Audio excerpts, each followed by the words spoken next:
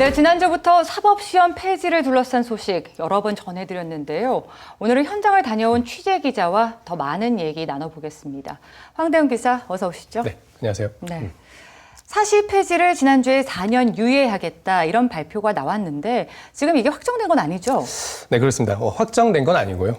지난주에 사시 폐지를 유예하겠다 이런 방침을 밝힌 게 법무부였죠. 네. 그런데 이걸 실제로 유예를 할 것이냐 말 것이냐는 법률로 정하는 것이거든요.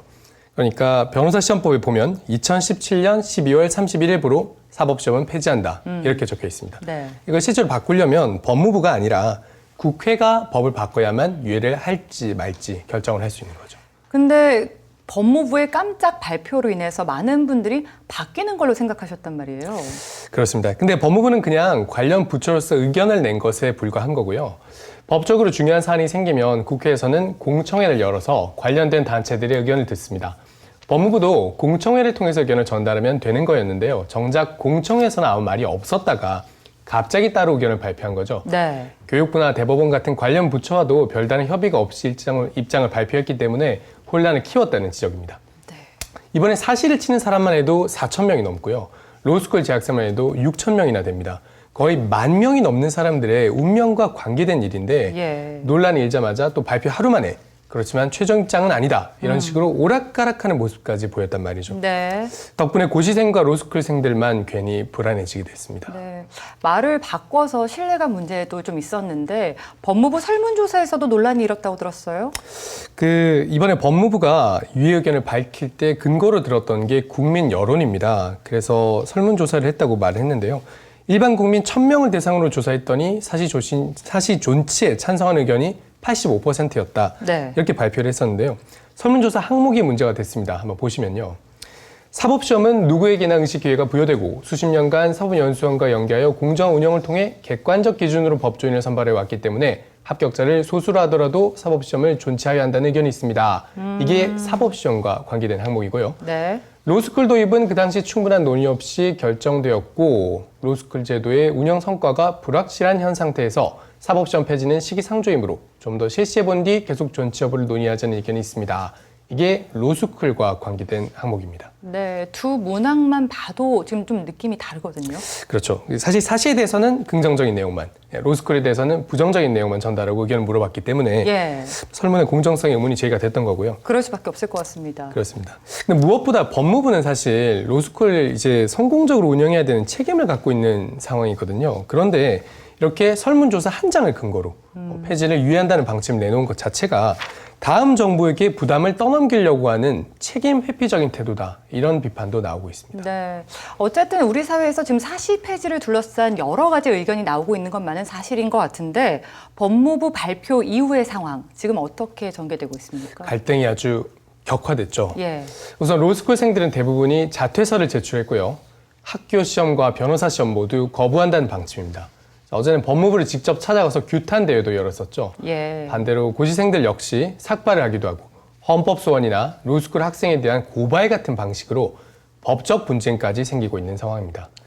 그 외에도 변호사 단체, 교수 단체도 의견에 따라 나뉘어서 팽팽하게 맞붙고 있는 상황이고요. 어제 보니까 응시표 화형식 이런 네. 것도 거행하고 있더라고요. 그렇습니다. 상당히 이제 과격한 행동이랄까 그런 예. 장면들이 많이 나왔죠. 네. 갈 때까지 갔다 뭐 해볼 수 있는 건 다 해본다 이런 느낌이랄까요. 어제는 이제 법대 출신인 성낙인 서울대 총장도 적절한 공론 과정 없이 갑자기 의견을 발표한 건 잘못이다. 이렇게 법무부를 비판하기도 했습니다. 네. 일단 사시를 유예하자는 입장을 좀 살펴보면요. 사시가 유일한 희망의 사다리다. 이 점을 아직까지 강조하고 있는 것 같아요. 네, 그렇습니다. 로스쿨 1년 평균 등록금이 사실 1,500만 원으로 상당히 비싸죠. 그러니까 네. 그런 얘기가 계속 나오고 있는 건데요. 아무런 대학 졸업장이나 등록금 없이도 칠 수 있었던 사법시험이야말로 개천에서 용나는 길이다. 이 점을 강조하고 있는 겁니다. 이에 대한 반론도 만만치가 않은데요. 한번 직접 들어보시죠.